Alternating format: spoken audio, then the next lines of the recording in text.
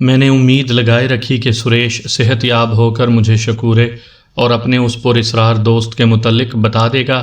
ابھی تو وہ بہت بری حالت میں تھا، اسے ڈنڈے اور ٹارچ کی بہت چوٹیں آئی تھیں۔ میں تھانے چلا گیا، سریش کے باپ اور اس کی ماں کو بلایا۔ وہ اتنے ڈرے ہوئے تھے کہ ابھی تک سریش کو اس کی بدروح سمجھ رہے تھے اور بیان نہیں دیتے تھے۔ رات بہت دیر تک میں گواہوں کی فہرست بناتا رہا۔ کیس بڑا صاف تھا۔ اگلے دن 2 واقعات ہو گئے۔ پہلی خبر یہ آئی کہ سریش مر گیا ہے۔ وجہ یہ ہوئی کہ اس نے اپنے جسم اور سینے کو اکڑا اکڑا کر پھیپھڑے کا زخم کھول دیا تھا۔ اس نے کھانے پینے سے انکار کر دیا تھا۔ ڈاکٹر نے رپورٹ لکھی تھی کہ سریش نے آرام کرنے کے بجائے سینے کو اتنی زور سے بار بار پھیلایا اور جھٹکے دیے کہ پھیپھڑے کے زخم سے خون جاری ہو گیا، جس نے پھیپھڑوں میں پھیل کر پھیپھڑوں کا عمل روک دیا۔ یوں کہہ لیں کہ سریش نے خودکشی کر لی تھی۔ اس نے پہلے ہی کہہ دیا تھا کہ وہ زندہ نہیں رہنا چاہتا۔ میں یہ رپورٹ لکھ ہی رہا تھا کہ میرے علاقے سے ایک ملحقہ دیہاتی علاقے کا تھانے دار آ گیا۔ اس کے ساتھ قتل کے 2 ملزم تھے۔ اس نے بتایا کہ وہ میرے علاقے سے ایک لاش برآمد کرنے آیا ہے۔ 16-17 روز پہلے اس کے علاقے کے ایک گاؤں کا جوان ہندو لاپتہ ہو گیا تھا۔ اس تھانے دار نے تفتیش میں بہت محنت کی اور ان 2 آدمیوں کو پکڑ لیا۔ دونوں نے اقبال جرم کر لیا کہ انہوں نے آدمی لاپتہ کر کے قتل کیا تھا اور لاش میرے علاقے میں آن پھینکی۔ انہوں نے مقتول کا گلا گھونٹا تھا۔ میں نے تھانے دار سے پوچھا کہ لاش کہاں پھینکی تھی؟ اس نے بتایا کہ یہ بتاتے ہیں کہ ندی میں ایک جگہ پانی گہرا تھا، وہاں پھینکی تھی۔ ملزموں نے کبھی یہاں سے گزرتے وہ جگہ دیکھی تھی اور انہیں وہاں پانی گہرا نظر آیا۔ انہوں نے مقتول کو جب قتل کیا تو لاش گھوڑی پر رکھ کر 13-14 میل دور قصبے کے قریب لے آئے اور ندی میں پھینک گئے۔ میں چونکا اور ان کے ساتھ وہاں چلا گیا۔ ملزم اسی جگہ لے گئے جہاں سے وہ لاش برآمد ہوئی تھی، جسے سریش کی لاش کہا گیا تھا۔ میں نے تھانے دار کو بتایا کہ وہ لاش تو برآمد ہو کر جلائی بھی جا چکی ہے۔ تاہم شک رفع کرنے کے لیے میں نے 2 آدمی بلا کر پانی میں اتارے۔ گہرا پانی زیادہ وسیع علاقے میں نہیں تھا۔ دونوں آدمیوں نے کہا کہ نیچے کوئی لاش نہیں۔ میں نے ملزموں سے لاش کے کپڑوں کے متعلق پوچھا تو انہوں نے وہی کپڑے بتائے جو وہاں سے برآمد ہونے والی لاش کے تھے۔ 2-3 مزید نشانیاں مل گئیں اور پتہ چل گیا کہ یہ لاش سریش کی نہیں، کسی اور کی تھی۔ لاش جلائی جا چکی تھی۔ اس تھانے دار کو مقدمہ تیار کرنا تھا مگر لاش والا خانہ خالی تھا۔ یہ خانہ میں نے اپنی گواہی ڈال کر پر کیا۔ یہ واقعہ میرے لیے کوئی ایسا اہم نہیں تھا، بلکہ اس سے یہ پتہ چل گیا کہ وہ لاش کس کی تھی۔ میرے لیے اہم اور نقصان دہ واقعہ یہ تھا کہ سریش یہ راز اپنے ساتھ لے گیا تھا کہ شکورہ کہاں ہے، اور جو آدمی سریش کو شکورے کے پاس لے گیا اور جس نے اسے قتل کی وارداتوں میں رہنمائی اور مدد دی تھی، وہ کون ہے اور کہاں رہتا ہے۔ اب مجھے اس آدمی کا سراغ لگانا تھا اور یہ بڑا ہی مشکل کام تھا۔ سریش کے بیان سے مجھے شک ہوا تھا کہ وہ آدمی میرے قصبے میں ہے۔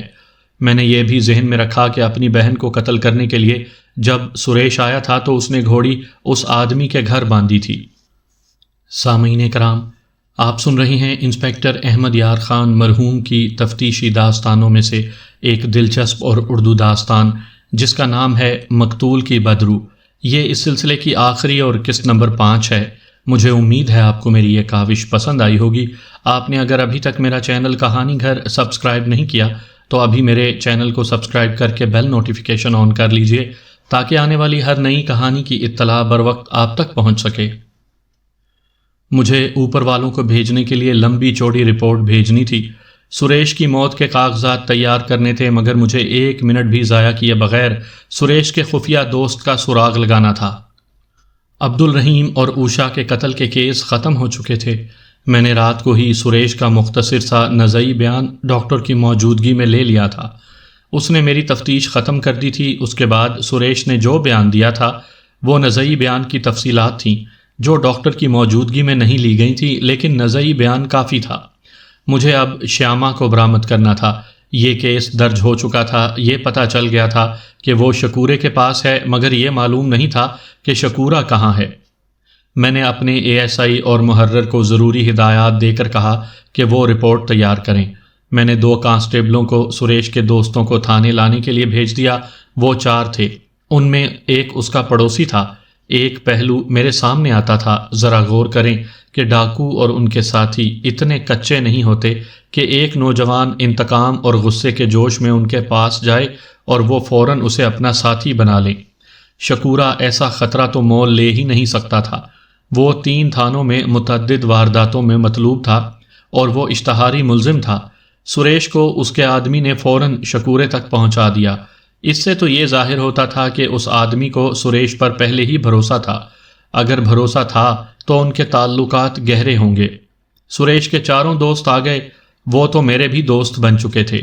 میں نے انہیں اکٹھے بٹھا لیا اور ان سے پوچھا کہ وہ اچھی طرح یاد کر کے بتائیں کہ سریش کی دوستی اور کس کے ساتھ تھی۔ چاروں نے یاد کرنے کی کوشش کی، آپس میں باتیں کی، کچھ میں نے انہیں اشارے دیے۔ آخر انہیں یہ یاد آیا کہ 2-3 ماہ پہلے تک سریش علل صبح ایک پہلوان کے اکھاڑے میں جاتا رہا ہے۔ سریش کے پڑوسی دوست نے بتایا کہ یہ پہلوان کبھی کبھی سریش کے گھر بھی آیا کرتا تھا۔ انہوں نے اس کا نام دلیپ کنور بتایا۔ وہ لوہار کا کام کرتا تھا، ہلوں کے پھل ٹھیک کرتا اور گھوڑوں کے نال بھی باندھتا تھا۔ قصبے سے باہر کی طرف اس کا کچا مکان تھا۔ یہ مکان اس طرف تھا جس طرف عبد الرحیم کا باغ تھا۔ سریش اپنے ان دوستوں سے بھی کہا کرتا تھا کہ وہ اکھاڑے میں چلا کریں۔ ان میں سے 2 کچھ دن جاتے رہے تھے، پھر انہوں نے جانا چھوڑ دیا تھا۔ میرے پوچھنے پر انہوں نے بتایا کہ وہ پہلوانوں کی طرح موٹے جسم کا آدمی نہیں، بلکہ اس کا جسم چھریرا اور پھرتیلا ہے۔ وہ کوئی استاد پہلوان نہیں تھا۔ اس کی بیوی تھی اور 2 بچے، دونوں دودھ پینے کی عمر میں تھے۔ میں نے ایک پرانے ہیڈ کانسٹیبل سے پوچھا کہ وہ دلیپ لوہار کو جانتا ہے۔ اس نے بتایا کہ وہ اسے جانتا ہے، لوہار کا کام کرتا ہے اور قبرستان کے تکیے پر جوا بھی کھیلتا ہے۔ جوئے کے علاوہ اس کے خلاف کوئی شکایت نہیں تھی۔ ہیڈ کانسٹیبل نے دلیپ کے متعلق پوری رپورٹ لینے کے لیے 2 آدمی بلا لیے۔ یہ جوا کھیلنے والے اور چھوٹے چھوٹے جرائم کرنے والے آدمی تھے۔ یہی لوگ پولیس کے مخبر ہوا کرتے ہیں۔ میں نے ان سے دلیپ لوہار کے متعلق پوچھا۔ انہوں نے بتایا کہ وہ لوہار نہیں، کچھ اور بھی ہے جس کا کسی کو علم نہیں۔ وہ 3-3 4-4 دنوں کے لیے کہیں چلا جاتا ہے۔ انہیں یہ معلوم نہیں تھا کہ اب گھر میں ہی ہے یا کہیں گیا ہوا ہے۔ بہرحال انہوں نے دلیپ کی جو باتیں سنائیں ان سے میرا شک پختہ ہو گیا۔ میں نے ان سے پوچھا کہ اس کے پاس گھوڑی ہے؟ نہیں، ان میں سے ایک نے جواب دیا، اس نے کبھی گھوڑی نہیں رکھی۔ اتنے میں ایک اور آدمی آ گیا، اسے بھی ہیڈ کانسٹیبل نے بلایا تھا۔ اس سے دلیپ کے متعلق پوچھا تو اس نے بھی وہی کچھ بتایا جو یہ 2 آدمی بتا چکے تھے۔ یہ آدمی اسے زیادہ اچھی طرح جانتا تھا۔ اس نے بتایا کہ دلیپ لوہار کسی پہلو شریف آدمی نہیں، مگر اسے بھی معلوم نہیں تھا کہ دلیپ کہاں چلا جاتا ہے۔ یہ آدمی چرس پیتا تھا، رات اتنی چرس پی گیا کہ تکیے میں ہی پڑا رہا۔ صبح اذان کے وقت اس کی آنکھ کھلی تو وہ ندی کی طرف چلا گیا۔ ایک گھوڑ سوار اس کے قریب سے گزرا تو اس نے پہچان لیا، وہ دلیپا لوہار تھا۔ اس نے کہا، میں نے کہا دلیپے اتنی سویرے کہاں چل پڑے؟ اس نے کہا کہ سامنے والے گاؤں میں مکھیا نے کسی کام سے بلایا تھا، سوچا صبح صبح ہو آؤں، اور وہ چلا گیا۔ میں نے اس آدمی سے کہا کہ اور یاد کرو، کوئی بہت چھوٹی سی بھی بات ہو تو وہ بھی بتا دو۔ اس نے چند ایک باتیں بتائیں اور اس نے ایک معمولی بات سمجھ کر بتائی جو میرے لیے بہت اہم تھی۔ اس نے سریش کے باپ کا نام لے کر کہا کہ اس کی بیٹی اوشا، جو سنا ہے رات کو قتل ہو گئی ہے، بیوہ ہو کر گھر آئی تو اسے دلیپے نے پھانس لیا تھا۔ اوشا کے بھائی سریش کی بھی دلیپے کے ساتھ دوستی تھی۔ میں نے کہا سریش کو تو اس نے اپنا شاگرد بنا لیا تھا۔ اس نے کہا صبح سویرے اکھاڑے میں اسے داؤ سکھاتا تھا، اس کے گھر جاتا اور اس گھر کی بہت خدمت کرتا تھا۔ اس نے تفصیل سے بتایا کہ اوشا کے ساتھ اس کی ملاقاتیں کہاں ہوتی تھیں۔ اس آدمی کو یہ بھی معلوم تھا کہ اوشا نے عبد الرحیم کے ساتھ دوستی کر لی تھی۔ عجیب بات یہ تھی کہ دلیپ کے ساتھ دوستی رہی تو اوشا بدنام نہ ہوئی، عبد الرحیم کے ساتھ اس کا دوستانہ ہوا تو سارے شہر کو پتہ چل گیا۔ میں نے اسی آدمی سے کہا کہ فوراً پتہ کر کے آؤ کہ دلیپ واپس آیا ہے یا نہیں۔ میرے ذہن میں ایک اور شک نے سر اٹھایا تھا۔ دلیپ کو یقیناً پتہ چل گیا تھا کہ سریش پکڑا گیا ہے۔ اگر دلیپ ہی شکورے کا آدمی اور سریش کا دوست ہے تو وہ شکورے کو اطلاع دینے چلا گیا ہوگا۔ سریش گھوڑی اس کے گھر باندھ آیا ہوگا، دلیپ اسی گھوڑی پر شکورے کے پاس گیا ہوگا۔ میرا شک بڑا پختہ تھا۔ یہ آدمی آدھے گھنٹے میں ہی آ گیا اور خبر لایا کہ دلیپا واپس نہیں آیا، اس کی بیوی اور بچے گھر میں ہیں، شاید شام کو آ جائے۔ میں نے ہیڈ کانسٹیبل سے کہا کہ وہ کسی قابل اعتماد آدمی کو یہ ڈیوٹی دے کہ دلیپ کے گھر پر نظر رکھے۔ وہ جوں ہی آئے فوراً مجھے اطلاع مل جائے۔ میں دوسری کارروائیوں میں مصروف ہو گیا۔ سریش کے دوستوں کو فارغ کر دیا، مخبروں کو ڈرایا دھمکایا کہ دلیپا میرے ہاتھ نہ آیا تو میں انہیں اس شک میں پکڑ لوں گا کہ انہوں نے اسے خبردار کر کے بھگا دیا۔ دن بھر مصروفیت میں گزرا۔ رات 11:30 بجے ہوں گے، میں گہری نیند سویا ہوا تھا۔ مجھے جگا کر بتایا گیا کہ دلیپا لوہار ابھی ابھی گھر آیا ہے۔ میں نے ہیڈ کانسٹیبل اور 2 کانسٹیبلوں کو ساتھ لیا اور جا کر دلیپے کا دروازہ کھٹکھٹایا۔ دروازہ اس کی بیوی نے کھولا۔ میں نے پوچھا دلیپا کہاں ہے؟ اس نے جواب دیا وہ تو گھر میں نہیں ہے۔ میں نے اسے ایک طرف دھکا دیا اور اندر چلا گیا۔ دلیپ چارپائی پر لیٹا ہوا تھا، مجھے دیکھ کر اٹھ کھڑا ہوا۔ میں نے اسے کہا دلیپے تم تو گھر نہیں تھے۔ اس نے ہنس کر کہا میں نے بیوی سے کہا تھا کہ میں بہت تھکا ہوا ہوں، جو کوئی ہو کہہ دینا میں گھر پر نہیں ہوں۔ کہیں باہر سے آ رہے ہو؟ نہ جی، اس نے جواب دیا، ہم غریبوں کو کہاں جانا ہے۔ صحن میں ایک طرف کچا برآمدہ تھا، وہاں گھوڑے کی لد اور چارہ بکھرا ہوا تھا۔ میں نے دلیپ سے پوچھا کہ گھوڑی کہاں ہے؟ اس نے جواب دیا کہ ایک دوست آیا تھا، اس کی گھوڑی یہاں بندھی رہی ہے۔ میں نے اسے ساتھ لیا اور باہر آ کر چوکیدار سے الگ لے جا کر کہا کہ وہ اس گھر پر نظر رکھے۔ دلیپ کی بیوی گھر سے نکلے تو اس کا پیچھا کر کے دیکھے کہ کہاں جاتی ہے، اور اگر کوئی آدمی اس گھر میں آئے تو فوراً تھانے میں اطلاع دے۔ چوکیدار کو بتائے بغیر میں نے ایک اور آدمی کو اس ڈیوٹی پر وہاں چھوڑ دیا اور اسے کہا کہ وہ چوکیدار سے چھپا رہے اور اس پر نظر بھی رکھے۔ بعض چوکیدار بڑے بڑے ڈاکوؤں کے مخبر ہوا کرتے تھے۔ میں نے دلیپ کی بیوی کو اس مقصد کے لیے گھر پر ہی رہنے دیا کہ ہو سکتا ہے کہ کوئی ان کا ساتھی اس کے پاس آ جائے۔ دلیپ کو تھانے لے جا کر اپنے دفتر میں بٹھایا اور اسے کہا 2 باتوں کا جواب دے کر مجھے مطمئن کر دو اور گھر چلے جاؤ۔ ایک یہ کہ تم الگ صبح گھوڑی پر کہاں گئے تھے، اور دوسرے یہ کہ گھوڑی کس کی تھی۔ میں تمہیں یہ بتا دوں کہ جو جواب دو گے اس کی میں تصدیق کراؤں گا۔ تم تھانے میں ہی رہو گے اور وہ آدمی تھانے میں بلا لیے جائیں گے۔ ویسے تمہارے لیے بہتر یہی ہے کہ سچ بول دو۔ اس نے مجھے ٹالنے کی کوشش کی۔ آدمی ذہین اور چالاک معلوم ہوتا تھا۔ میں نے اس پر کوئی جرح نہ کی۔ وہ جو کہتا رہا میں سنتا رہا۔ وہ اپنے آپ کو غریب اور مظلوم لوہار ثابت کر رہا تھا جسے ہر کسی کا حکم ماننا پڑتا ہے۔ دلیپے، میں نے دوستانہ لہجے میں کہا، مجھے صرف یہ بتا دو کہ شکورہ کہاں ہے۔ شکورہ کون؟ تم جانتے ہو کہ سریش پکڑا گیا ہے۔ میں نے کہا، اور تم یہ بھی جانتے ہو کہ وہ کچا نوجوان ہے۔ میں نے اسے یہ نہ بتایا کہ سریش مر چکا ہے۔ اسے معلوم نہیں ہونا چاہیے تھا کیونکہ وہ دن بھر قصبے سے باہر رہا تھا۔ میں نے اسے کہا، اور تم یہ بھی جانتے ہو کہ تم جیسے ملزموں سے ہم کس طرح اقبال جرم کروا لیا کرتے ہیں۔ وہ پختہ کار معلوم ہوتا تھا۔ اس نے ہنس کر کہا، جناب آپ کو غلطی لگ رہی ہے، کسی اور کے دھوکے میں آپ مجھے پکڑ لائے ہیں۔ میں نے اسے پچھلے کمرے میں بھیج دیا اور اس کی بیوی کو تھانے لانے کے لیے ایک کانسٹیبل کو بھیج دیا۔ اس عورت کو پریشان کرنے کے لیے میں نے کانسٹیبل سے کہا کہ وہ اپنے بچے ساتھ نہ لائے۔ وہ دلکش اور جوان عورت تھی، گھبرائی ہوئی تھانے میں آئی۔ آتے ہی کہنے لگی کہ اس کے بچے گھر میں اکیلے ہیں۔ میں نے اسے کہا کہ میں جو کچھ پوچھوں وہ صحیح صحیح بتا دے اور اپنے بچوں کے پاس چلی جائے۔ عورت جب ماں بن جاتی ہے تو بہت دلیر ہو جاتی ہے اور بے حد بزدل بھی۔ اپنے بچے کی خاطر وہ اپنی فطرت کے خلاف بھی رنگ بدل لیا کرتی ہے۔ میں اس عورت کی اس کمزوری سے فائدہ اٹھانے کی کوشش کر رہا تھا۔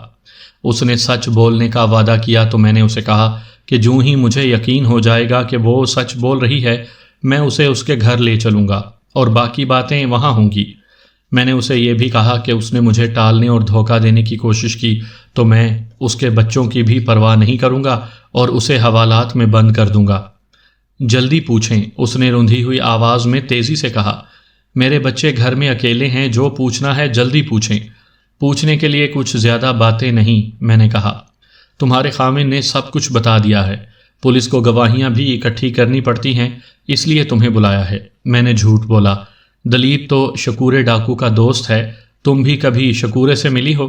نہیں، اس نے جواب دیا، شکورہ میرے سامنے کبھی نہیں آیا۔ دلیپا اس کے پاس چلا جاتا ہے، لیکن اس نے حیران سا ہو کر مجھ سے پوچھا، دلیپے نے آپ کو شکورے کی دوستی کی بات بتا دی ہے؟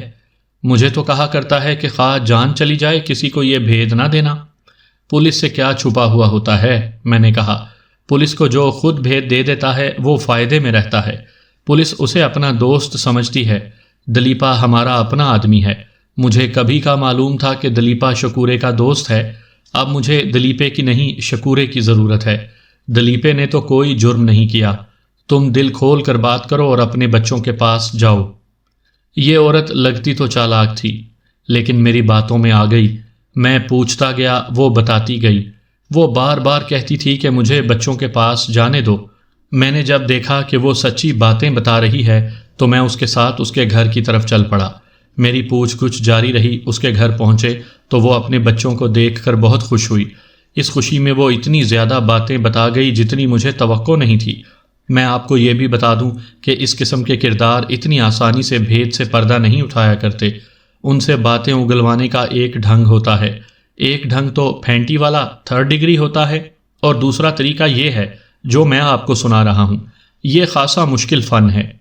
اس عورت نے مجھے بتایا کہ وہ 5 سال گزرے دلیپ کے پیچھے گھر سے نکل آئی تھی۔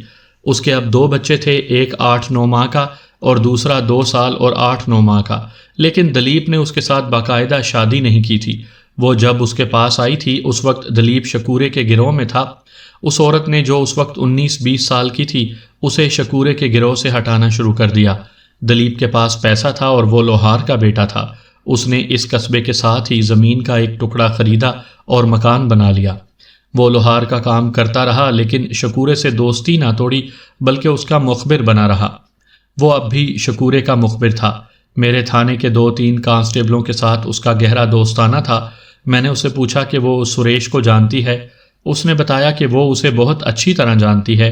سریش اس کے گھر 4-5 دن چھپا رہا تھا۔ اس کی گھوڑی بھی یہیں رہی۔ کل رات بھی وہ یہاں آیا تھا اور گھوڑی اس کے گھر باندھ کر چلا گیا تھا۔ یہ سب تو مجھے معلوم ہے، میں نے کہا۔ دلیپ نے تمہیں بتایا تھا کہ سریش نے اپنی بہن کو قتل کر دیا ہے اور پکڑا گیا ہے؟ یہ تو مجھے رات کو ہی پتہ چل گیا تھا، اس نے کہا۔ اور وہ صبح سویرے سویرے سریش کی گھوڑی پر شکورے کو بتانے چلا گیا تھا؟ میں نے کہا۔ ہاں، وہ مجھے بتا گیا تھا، اس نے جواب دیا۔ سریش کے ساتھ دلیپ کا اتنا پیار کیوں تھا؟ میں نے پوچھا۔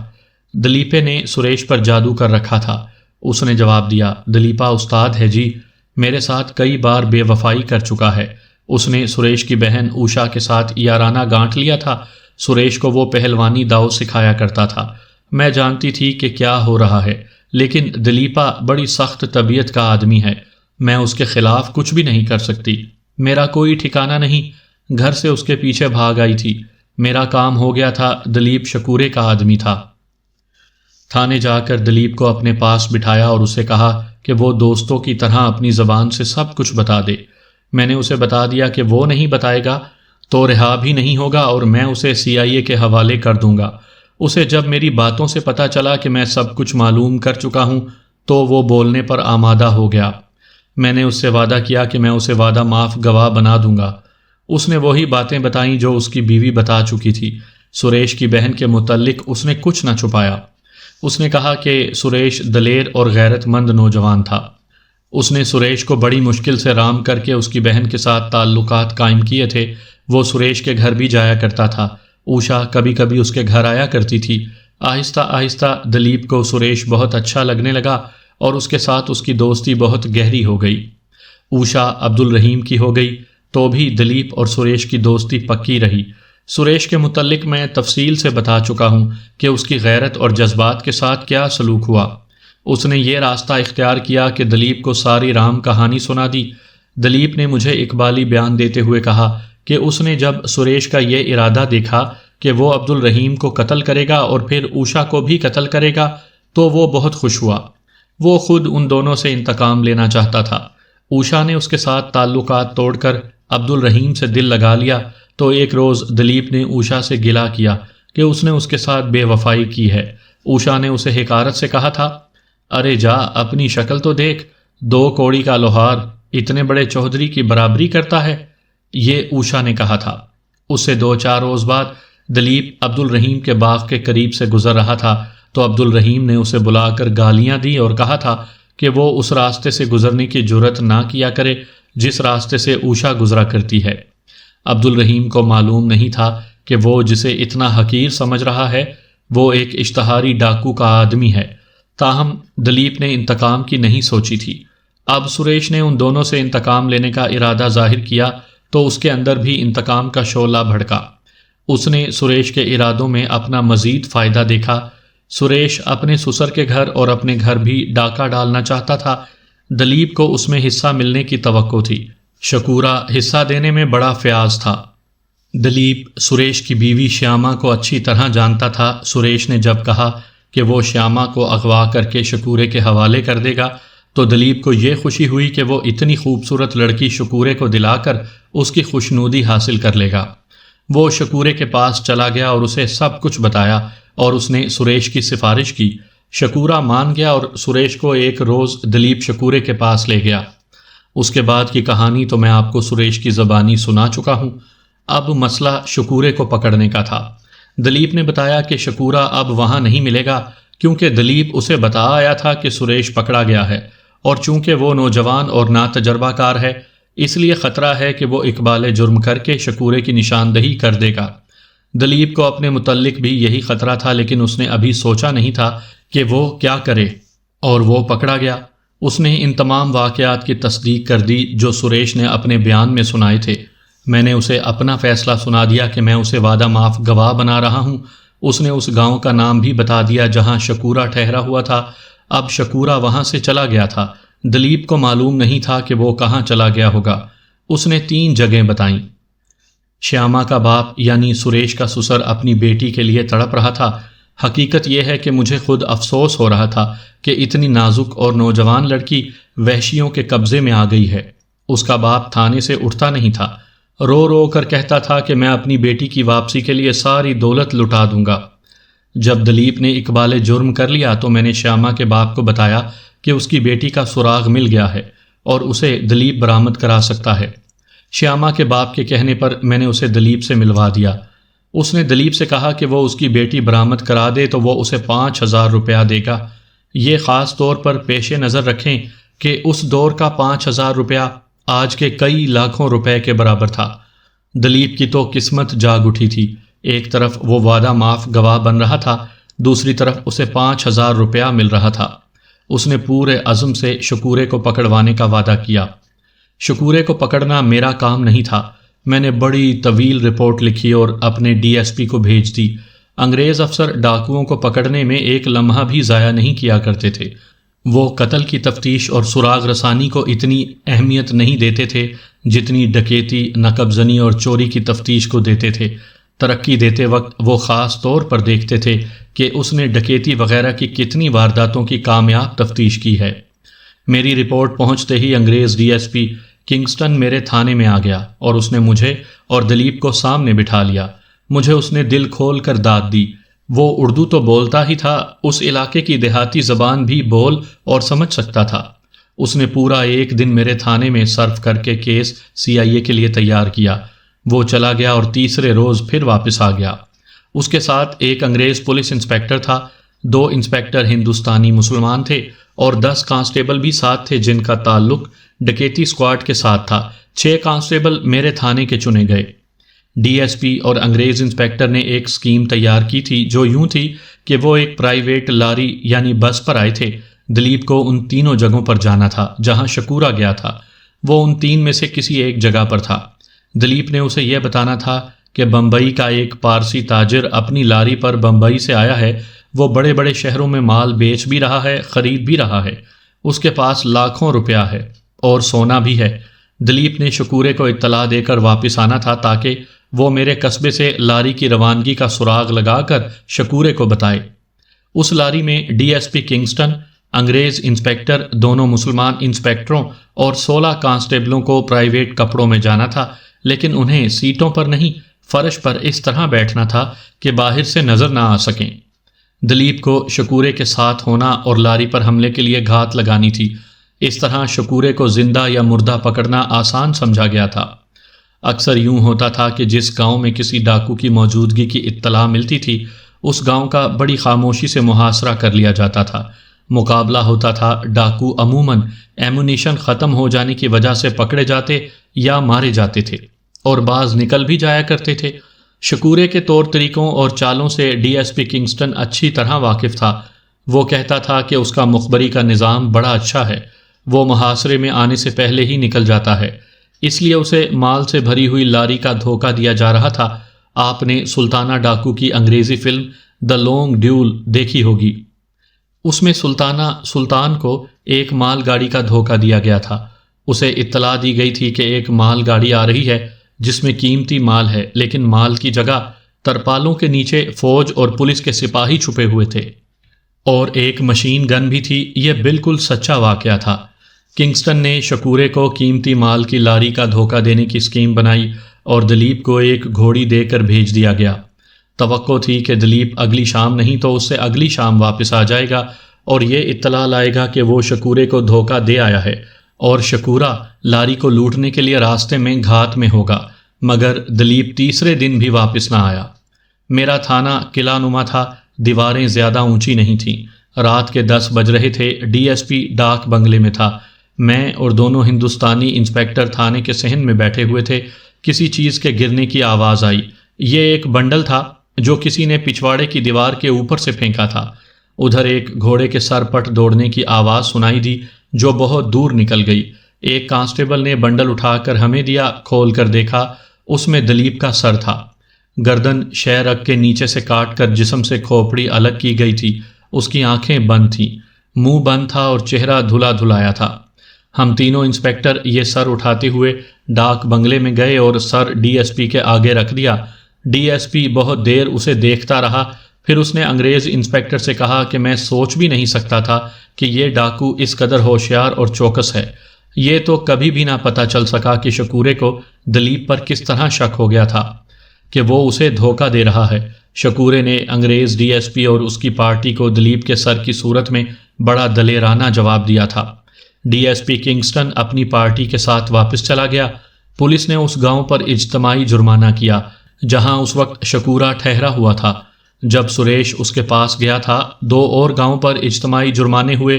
سی آئی اے شکورے کے تعاقب میں رہی اور 3 مہینے گزر گئے۔ اس کے متعلق کوئی نہ کوئی بات مجھ تک پہنچتی رہتی تھی۔ ایک بار پتہ چلا کہ شکورے کا ایک ساتھی کسی تھانے میں پکڑا گیا ہے۔ اس نے بتایا کہ شیاما اور شکورے میں اتنی زیادہ محبت ہو گئی ہے کہ وہ ایک دوسرے سے جدا ہوتے ہی نہیں۔ شیاما کو شکورے نے گھڑ سواری سکھائی، پستول چلانا سکھایا اور اسے ڈاکہ زنی کی بھی تربیت دی۔ اسے وہ شہزادی بنا کر رکھتا تھا۔ یہ بھی پتہ چلا کہ دونوں گھوڑوں پر سوار ہو کر جنگل میں سیر سپاٹے کے لیے نکل جاتے تھے۔ آخر شیاما ہی اس کی اور اپنی موت کا باعث بنی۔ رات کو دونوں شراب پی کر جنگل کو نکل گئے۔ ایک نمبردار نے قریبی تھانے میں اطلاع دے دی۔ تھانے دار نے فوری کارروائی کی اور رائفلوں سے مسلح گارڈ لے کر پہنچ گیا۔ شکورہ اور شیاما دریا کے کنارے ٹہل رہے تھے۔ چاندنی رات تھی۔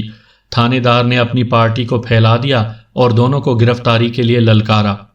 میں بعد میں اس تھانے دار سے ملا تھا۔ اس نے بتایا کہ دونوں بھاگے نہیں۔ شکورے کے پاس رائفل تھی اور شیاما کے پاس پستول تھا۔ دونوں نے گھوڑے دوڑا دیے مگر بھاگے نہیں۔ وہ گھوڑے گھماتے رہے اور فائر کرتے رہے۔ 2 کانسٹیبل مارے گئے، 2-3 زخمی ہوئے۔ آخر شکورے کو گولی لگی اور وہ گھوڑے سے گر پڑا۔ شیاما نے اسے گرتے دیکھا تو اپنا گھوڑا اس کے قریب لے آئی اور اس کے گرد گھوڑا گھما پھرا کر فائر کرتی رہی۔ وہ بڑی تیزی سے اپنا پستول ری لوڈ کرتی تھی۔ اس نے کسی کو شکورے کے لاش کے قریب نہ آنے دیا۔ آخر وہ بھی گولی کھا کر ہی گری۔ وہ فوراً ہی مر گئی۔ اسے 1 نہیں 3 گولیاں لگی تھیں۔